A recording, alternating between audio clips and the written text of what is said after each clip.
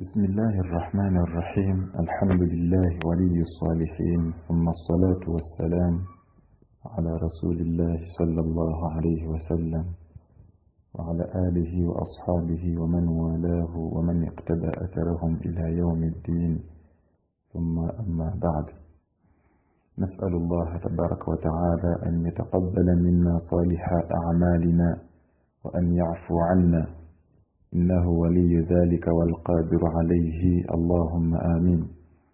كما نسأل المولى سبحانه وتعالى أن يرينا الحق حقا ويرزقنا اتباعه، وأن يرينا الباطل باطلا ويرزقنا اجتنابه.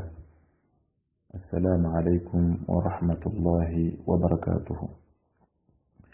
ebitende ebijjudde bitali mu bukendeevu bwonna tubitenda n'owekitiibwa Allah tabaraka wa ta'ala. Allahu jalla wa ala akyakuumye nze naawe nga tukyali abaddu abalamu. Tumusaba asse okusaasira ebyengera n'emirembe ku mubaka Muhammadin sallallahu alaihi wasallam, olw'eddimu eddene lye yakola obusiraamu buno okubeera nga bututuukako. Tumusaba Allahu tabaraka wa ta'ala abeere nga tusonyiwa amazambi ge tukola nga tugenderedde mu kugakola, atusonyiwe naago ge tumusobya nga tuseeredde buseerezi. Innahu waliyu dhalika walqadiru alayhi, allahumma amin. Tumusaba Allahu jalla wa ala abeere nga atuwa obulamu obulungi obulimu okumutya okutuusiza ddala olunaku lwe tugenda okubeera nga tumusisinkana.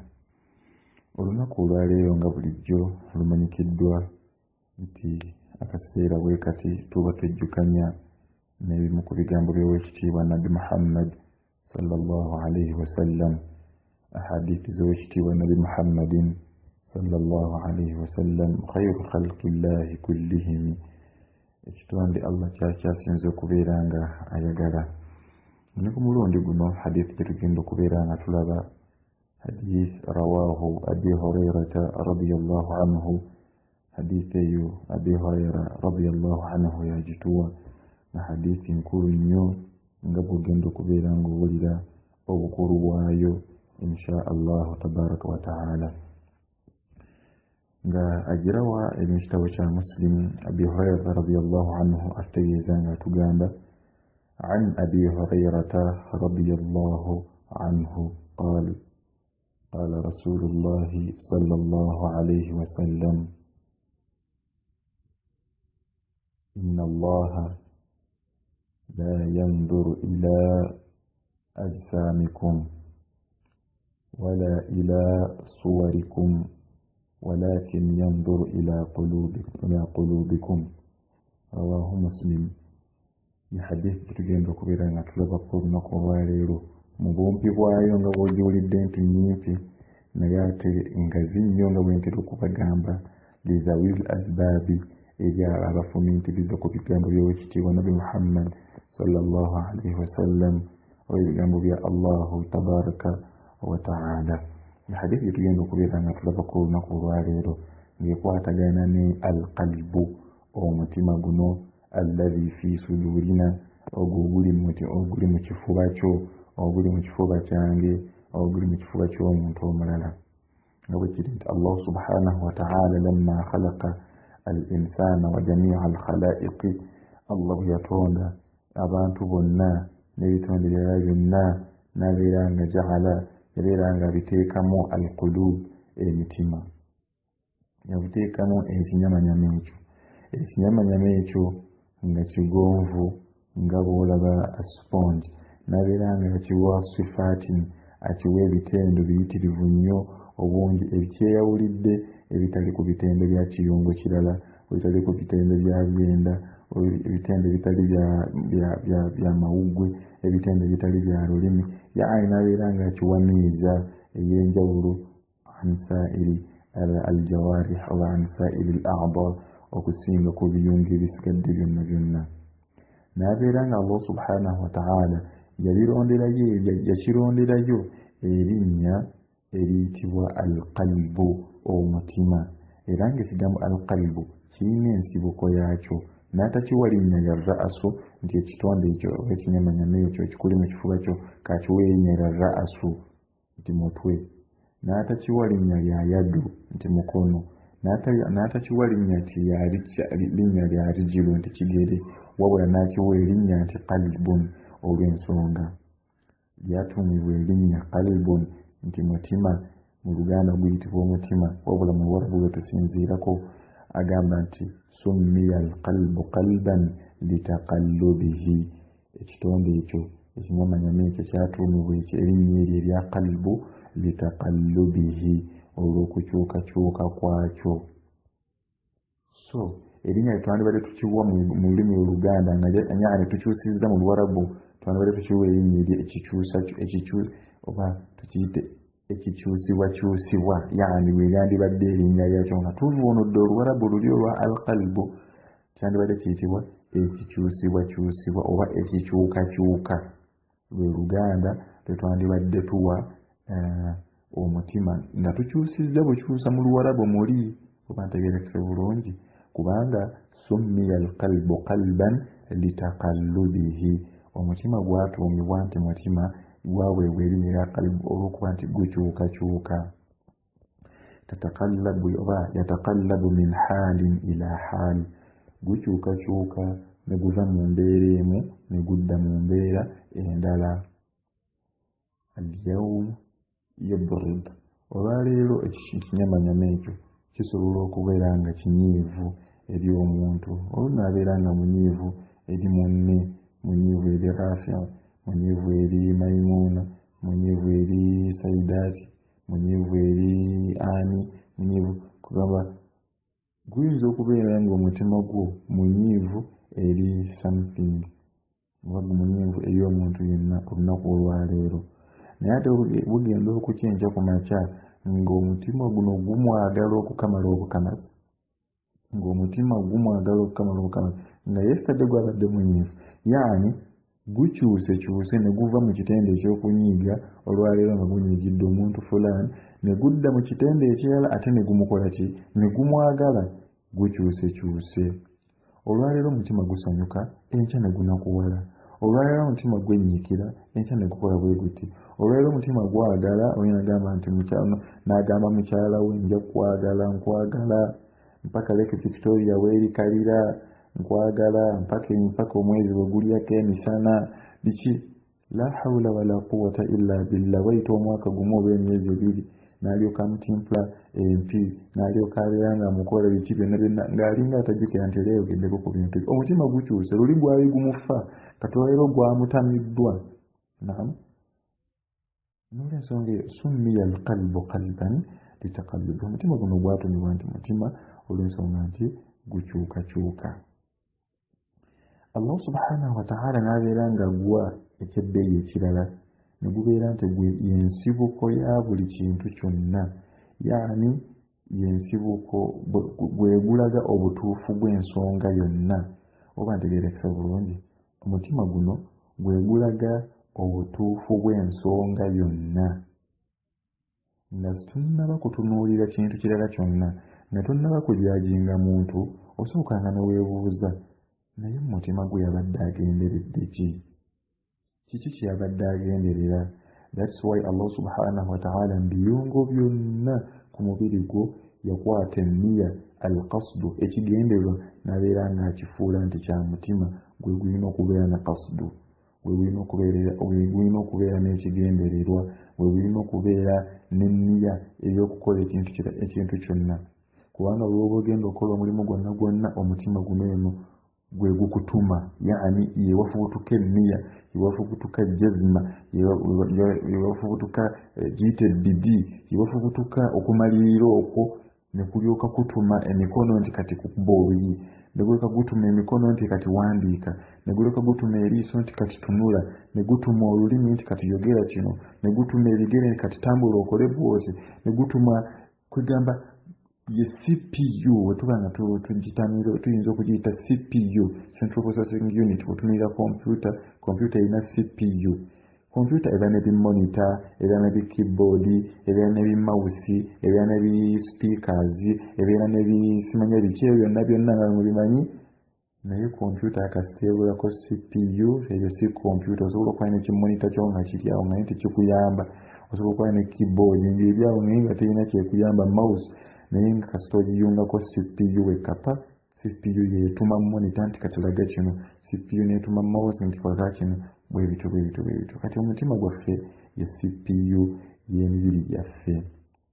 That's why Allah subhanahu wa ta'ala yaguwa ekyebbeeyi ekyo bammiiza ey'okubeera nti gwe gutunuulira buli kintu kyonna. Qasdu oba kiyite ekigendererwa gye kiva Allah n'afuula mahallu anniya alqalbu, ekifo ky'enniya yonna mutima.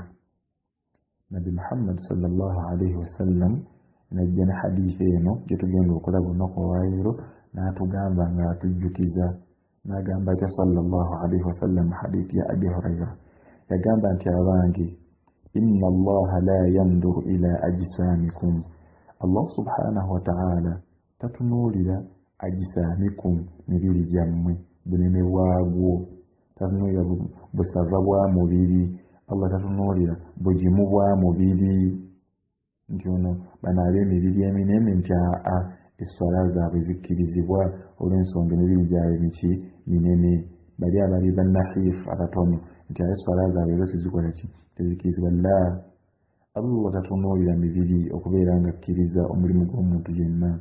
Allah tatunuulira mibiri okubeera nga agaana omulimu gw'omuntu yenna. Allah tatunuulira mubiri gwa muntu yenna okubeera nga akkiriza kyabeera akoze. Tasosola nti ab'emibiri eminene bwe balina obwebiti la, inna allaha mazima ddala Allah omulungi w'ebbeeyi la yanduru ila ajsamikum, tatunuulira mibiri gyammwe, wala ila suwarikum, wadde ebifaananyi byammwe nti oba abawarabu babasinga obulungi nti abo balina kilaasi yaabwe esswala zaabwe wabeera nga atadde ekyenyice wansi okuba mulungi oyo esswala ye ey'amadaala geeyongerako nti ate ono kaddugala yenna nga muddugavu afaanana ekisiriiza nti oyo esswala ye nedda mulidde ekyenyice afutalo mubi si mulungi ne bw'aba nga atadde ekyenyice wansi tekirina gundi era kibadde kisaana kugenda la, oli waabeera nga mulungi atya oba nga mubi atya oba ki, Allah tatunuulira ebyo byonna, tatunuulira kala z'abantu. Allah subhanahu wa ta'ala tatunuulira bulungi bw'abantu, tatunuulira nti ono musajja oba mukyala. Allah tatunuulira ki, la yanzuru ila ayi shay'in, tatunuulira ku buli kintu kyonna, walakin yanzuru ila qulubikum, wabula Allah tabaraka wa ta'ala rabbul izzati wal jalal atunuulira qulubikum, atunuulira mitima gyammwe. Muhammad sallallahu alaihi wasallam atutegeeza tugamba Allah atunuulira mutima gwo, bw'otadda ku ngulu kuno n'olimbalimba abantu nti oli musaaze nnyo oli kinaye ng'ekiri mu mutima kirala. Kibula nga bakugamba nti don't judge a book by its cover, tojalinga muntu lwa ndabika ye. Osobola okusanga omusiraamu ng'ali awo ng'embeera ze tezitegeerekeka, musajja yeeyambalira nga bw'asanze naye nga wallahi maaso ga Allah tabaraka wa ta'ala ali waggulu nnyo, alina eddaala ly'amaanyi nnyo kubanga Allah atunuulira mutima gwe. Ng'omusajja oyo omulaba emisana atunula nga bw'asanze naye nga bw'ayimuka ekiro abeera alina Allah ow'ekitiibwa, abeera asinza Allah subhanahu wa ta'ala, abeera akola kino akola kiri, atunuulira mitima Allah tabaraka wa ta'ala, tatunuulira mibiri gyaffe. Allah subhanahu wa ta'ala bakubanga atunuulira mibiri gyaffe, atunuulira ngoye ze twambadde. Esswala z'abagagga zaalibadde ze zituuka zokka, ng'esswala z'abaavu tezituuka. Allah bakubanga atunuulira abagagga oba atunuulira abantu balina ssente, abaavu oli omwavu lumpenumpenu yandibadde takola ki, yandibadde saddaaka ze tezikkirizibwa. Naye Allah subhanahu wa ta'ala engeri gyali nti yanzuru ila qulubina, atunuulira mitima gyaffe. Oli asobola okuwaayo obukadde 2 ku muzikiti, Allah n'abeera nga takkiriza saddaaka ye, n'abeera nga akkiriza ebyona akutte siringisi 2 n'abeera ng'ayiwaayo, kubanga oli yayinza okugobereza saddaaka ye bilmanni wal adha. Ye ekigendererwa kye agenderedde kubeera nga bamuwaana, nga mu mutima gwe yani mu qalbi eri Allah gy'atunula ye alabyeyo nti ono agenderedde kumuwaana. songo na waddeyo ebibiri Allah atunudde mu mutima yalabye nti bambi anoonya kumuzimbira nnyumba mu jjana Allah n'abeera nga akkiriza saddaaka y'ono eri n'agigaana ey'oli awaddeyo obutitimbe bw'ensimbi. Teeka bulungi oli najja okusaala naye nga ye nniya ye kumulaba nti masha Allah omusajja musaaze masha Allah omusajja masha Allah musajja asaala jjama musajja naye nga wallahi fi qalbihi shay'un akhar nga mu mutima gwe abega basiraamu nga mu mutima gwe ayinamu bintu birala nnyo kyobulaba nga akugambye nti Allah atunuulira alqulub atunuulira mitima Allah yattaliu ala sudur atunuulira ekiri mu mutima guli gweno ne weweerongoosa otya naye nga mu mutima olinamu birala Allah bw'atunuulira era kwasinziira okubeera nga akkiriza nti kati ono muwadde empeera ye ono simuwadde empeera ye ono muwadde empeera ye ono empeera ye sigikoze eki sigimuwadde atunuulira emitima. So tugamba nti omutima kasita gubeera nga gulongoose saluhna naffe tujja kubeera nga tulongoose. Omutima bwe guba nga teguliko kituufu n'ebiyungo bijja kubeera nga kibiriko kituufu wabula gunaabeera nga mufu kungulu ng'olaga birala ojja kubeera nga otawaanira bwere kubanga ye Rabbul Izzati atunula ku mutima tatunuulira biyungo tatunuulira nnyambalayo tatunuulira butya bufaanana tatunuulira biki byonna wabula yanzuru ila qulubina atunuulira mitima gyaffe. Rasulullahi sallallahu alaihi wasallam kyagezezzaako okubeera nga atutegeeza nti mulongoose ma fil qulubi ebiri mu mitima kubanga Rabbul Qulubi nannyini gyo yabituteekamu ye gyatunuulira tunuulira kirala kyonna atunuulira mutima ogunaabeera nga gulongoose naawe ojja kubeera nga olongoose ogunaabeera nga tegulongoose naawe ogenda kubeera nga oli muki oli mufu. idha salaha alqulubi emitima kasita girongooka salaha jamiu al a'da ebirungo ebisikadde byonna bitukula birongooka. ya hadithi ya Nabi Muhammad sallallahu alaihi wasallam yatugamba endala yagamba nti ala inna fil jasadi mudgha abange mu mubiri gwe mulimu ekinyamanyama idha saluhat bwe kiba nga kirongoose saluha aljasadu kullu omubiri gwonna gukola ki gutereera gubeera mulamu wa idha fasadat ate bwe kiba nga kifudde fasada aljasadu kullu omubiri gwonna guba mufu ala wahiya alqalbu gwe mutima gwo ala wahiya alqalbu gwe mutima gwo. N'olwensonga eyo fangayo nnyo okubeera ng'olongoosa omutima fangayo nnyo okubeera ng'olongoosa omutima gulimu okubeera qasiyatun gulimu okubeera mukakanyavu oguwenga emmere yaagwo ebigambo bya Allahu tabaraka wataala gubeere nga gulamuka buli gunaalamuka ogenda kubeera nga ebiyungo ebisigadde byonna bibeera birungi nga bibeera tebirina tabbu yonna. Sahaba ayitibwa Abi Hurairah radiyallahu anhu ayina mu bigambo birayi yagamba nti alqalbu malikul a'dha'i wal jawarih omutima gwe gwolaba ye kabaka waaki ye kabaka w'ebiyungo byonna ye kabaka w'ebiyungo byonna ebikuli ku mubiri ye kabaka waabyo ani alqalbu omutima ogwo gwolaba. N'olwensonga eyo bw'oteesuuyangayo gwannagamba okulongoosa omutima gwo faayo nnyo gutongoosa kimanye nti Allah gwatunuulira faayo nnyo okugulongoosa okimanye nti Allah tabaraka wataala gwatunuulira era newoneesiiga ebizigo ebifaanagana bitya ng'omutima mufu Allah ajja kuwabula omuliro. That's why buli mulimu gwonna Allah yaguteekako nti gulina okubeerako anniya gulina okubeerako enniya. Enniya ekifo kyayo ki mutima innamal a'malu binniyaati Allah okusasula omulimu gwonna akusasulira ku ki binniyaati ku nniya nniya ezaawa eva mu mutima. Longoosanga nniya yo nga tonnaba kukola mulimu gwonna longoosanga omutima gwo qasdu mutima gwebeerenga ki ku mulimu gwonna gw'ogenda okukola nziza okusaala nsaala ku lwani omutima kibeeremu nti osaala kusanyusa Allah so si kusanyusa imaamu mpaayo sente zino ku lwani mpaayo sente zino kusanyusa Allah si kusanyusa muntu mulala yenna nsomesa ku WhatsApp kuno ku lwani nsomesa Allah nsiime si ku lw'abantu kubeera nga bampaanawaana nkola kino nakiri ku lwani ku lwa Allah subhanahu wa ta'ala. Ojja genda olaba omutima kasita gunaalongooka ne wobeera ng'okoze omulimu nga mulimu guli aadi Allah akuwaamu ki Allah akuwaamu empeera buli mukalimu konna kasitona akakola nga niya yo onoonya mukusimisa Allah tabaraka wa taala ojja kugenda okwekanga ng'ofunye empeera hatta ne mu mmere gy'olya emmere gy'olya nga gwe ogenda okukkuta kasita mu mutima muli kibamu nti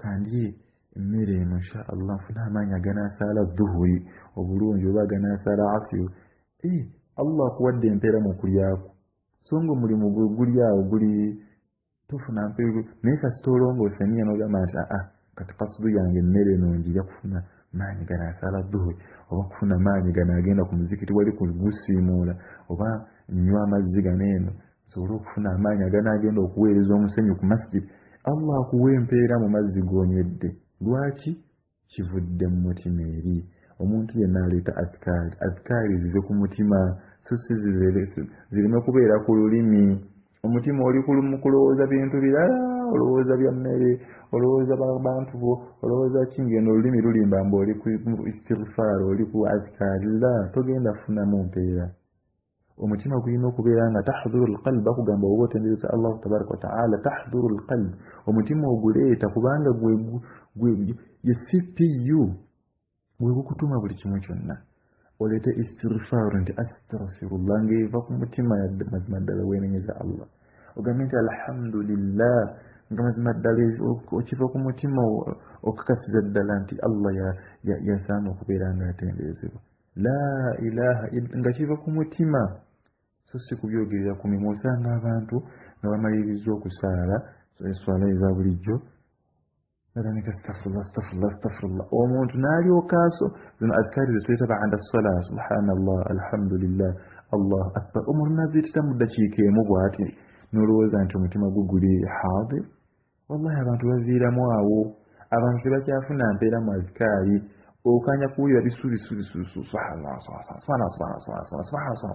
yenna nga addusa akagalo kano n'ogamba mazima ddala ekigambo akyogedde nti subhanallah nga kivudde ku mutima olaba akagalo kwanguwa kudduka engalo nga ziringa ezikankana obukankani naye yogera mpola omalewo ddakiika mmeka oba nga wasazeewo kuzeeta adhikaari omalewo eddakiika naye nga subhanallah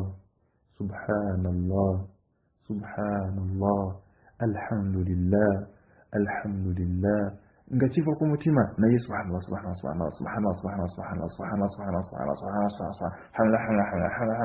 la ilaha illallah ne alfaadhu tezivaayo oyinza n'okkakana ng'ovumya Allah tabaraka wa taala mu bigambo by'oyinza okwogera ng'olowooza omutendereza naye nga oli mu kumukakkanyeeko omuvumi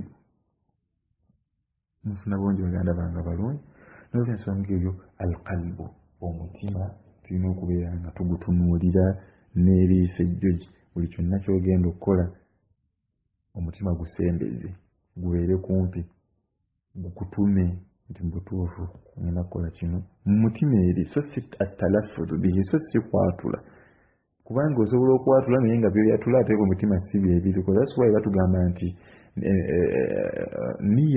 niya tetulina kwatula niya ya mirimu gye tugenda kukola niya y'esswala togyatula niya eri emu yokka eyatulwa niya yaki ya hijja kubanga osobola okwatula wano kungulu nawaitu simanya sawumu ghadi biki naye nga mu mutima nawaitu salatu biki naye nga mu mutima maafi shay temulimu kintu uhzuru alqalb obanga ogenda okukola omulimu gwonna sembeza omutima gwo obeere ng'okkaanya nagwo okkaanye n'omutima tugenda kukola kino lillahi subhanahu wa ta'ala kibeeremu mu mutima muli ng'owulira kikusiika nkola ku lwa Allah nga kikusiika nkola ku lwa Allah otherwise abantu bagenda kujja yawmal qiyama nga babanja Allah emirimu ya Allah twasaalanga ya Allah twakolanga kino ya Allah twakolanga kiri Allah twakola nga wallahi emirimu Allah agifuula haba'an mansuura woleeta ku swala azifudde haba'an mansuura oleeta ku bisiibo haba'an mansuura oleeta ku zaka haba'an mansuura oleeta kusoma Qur'an haba'an mansuura wal-iyaadhu nga byonna abifuula haba'an mansuura nfuufu ekunta anti ki omutima tegwalingawo Qur'ani wasomanga bakuwaana eddoboozi eddungi abantu bakendeeza engoye kati kubawaana so engoye zo zikendeeze kubeera ng'okola kisunna abantu bakuza ekitevu olina akuza ekitevu omuntu kumuwaana nti mashallah omusajja ali ku sunna naye kasudu ye kikigiri kitagoberedde nti oba sunna oba ki nga ye qasd. Omuntu n'asaala esswala ezaki, omuntu n'asiiba mande lwaku n'ayagala bamuwaane musajja wani, naye uhduru alqalbu ku mutima gwonna. Allah nabbi atugambye Allah tatunuulira birala byonna, atunuulira mutima. Kyokola okikola ki ekikukozesa ya qasd. That's why Allah yafuula emirimu gyonna qasdu yaayo mutima. Obwongo bugenda okulowooza, omutima guno gwe gugutuma okulowooza kyegulowooza. Olulimi lugenda okwogera ng'omutima guno gwe gukufonsiza okubeera ng'oyogera ky'oyogera. Wabula omutima gwo kasita gukhalafa ne by'oyogera, omanya nti ggwe ebibyo bibi, wa Allah tabaraka wa ta'ala ogenda okusanga bibi byereere. Ye hadithi yetutunuulidde olunaku olwaleero biidhnillahi subhanahu wa ta'ala, era osabanga nnyo Allah abeere ng'omutima gwagulongoosa gukwatagane n'ebyokola, olwabeere nga kuwa empeera. Wikirizenga nnyo edduwa egamba ya muqalliba alqulubi thabbit qalbi ala diinika, Allahumma ya muqalliba alqulub thabbit qalbi ala diinika. Kubanga ne Nabi Muhammad sallallahu alaihi wasallam yagiyitiriza nnyo oluvannyuma lw'okuba nti yategeera nti omutima guno gukyukakyuka, ate Allah gwatunuulira, nasaba Allah agunyweze, omutima gwe gukwatagane ne byayogera, omutima gwe gukwatagane n'ebikolwa bye. Sijja kusussaako, amusaba Allah ow'ekitiibwa atugase n'obugambo obwo, abufuula ensonga ey'okubeera nga tusonyiwa amazambe gaffe ge tumusobya, agifuula ensonga ey'okubeera nga akkiriza byonna bye tumukolera. Innahu waliyyu dhalika walqadiru alayhi. Allahumma amin. Hadha wa billahi tawfiq. Wassalamu alaykum wa rahmatullahi wa barakatuh.